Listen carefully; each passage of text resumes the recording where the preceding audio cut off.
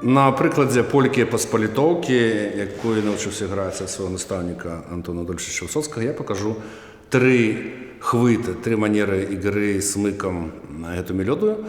І першы будзе гэта самая класічная сваргонская традыцыя падсечкі, калі смык выцінае ноту на другую долю, на моцную долю.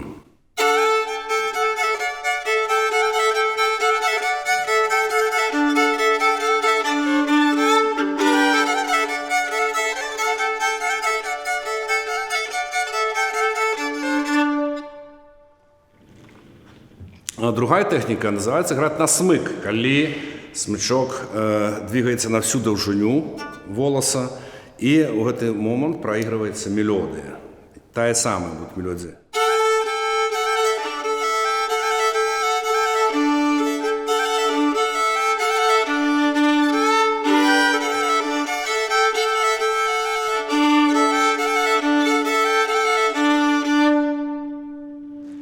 І трэці быў хвыт больш пад ашмяну, пад гудагай, стравец, калі это называлася тэхніка падсякаць, выцінаць.